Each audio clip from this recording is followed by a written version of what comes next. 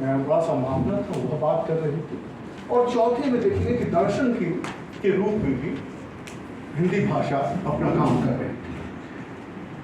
इसी परिप्रेक्ष्य में कहीं न कहीं टैगोर और गांधी का संदर्भ खुलता है।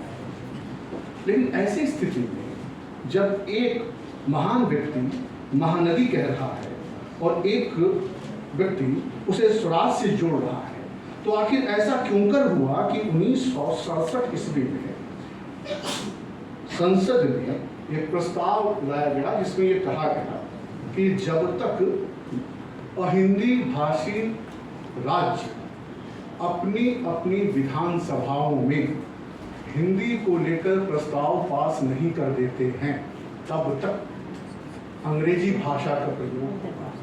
यह 1967 में कही गई बात के पीछे पृष्ठभूमि में जो टैगोर और गांधी की बात थी, वह क्यों कर सामने नहीं? क्या जो लोग भारतीय संसद में यह प्रस्ताव पास कर रहे थे, उनकी पृष्ठभूमि में टैगोर और गांधी नहीं थे? भाषा की राजनीति इसी संदर्भ से समझने की कोशिश होनी चाहिए। जब हम भारतीय राजनीति को समझने की कोशिश के बारे में कह रहे होते हैं, तो जैसा कि मैंने कहा कि मैं उन सब बातों को नहीं दोहराऊंगा जो बुद्धिजीवियों, लेखकों और राजनेताओं ने अपने अपने स्वार्थों या अपनी अस्मिताओं को लेकर कहा।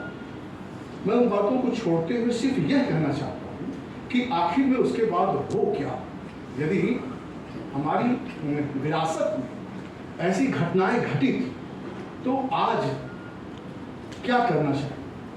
हितेंद्र पटेल जी ने कुछ इशारा किया कि हम सिर्फ अकादमिक जगत में बोले और सुने जाने के लिए अभिशप्त हैं। भारतीय जनता जो जिस मानस के साथ आगे बढ़ रही है, उनका हमारी भाषा के साथ यानी हमारे विचार के साथ कोई संबंध नहीं है।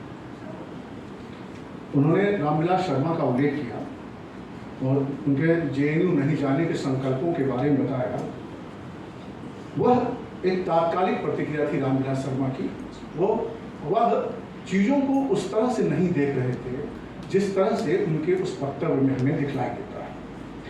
तो भाषा की राजनीति में हमें जिस तरह से चीज़ों को देखना चाहिए, मैं उस तरह का उल्लेख करता हूँ। भाषा की राजनीति की जो अपनी आवाज़ होनी चाहिए, उसमें एक साझी विरासत और साझी वास्तविकताओं की होनी चाहिए। साझी वास्तविकता का उल्लेख जब तक भाषा में नहीं होगा, तब तक यह राजनीति चलती रहेगी। साझी भावना की बात नहीं होगी और साझी पहचान की बात नहीं होगी। हर भाषा की अपनी एक पहचान होती है, हर बोली की अपनी एक पहचान होती है। उनकी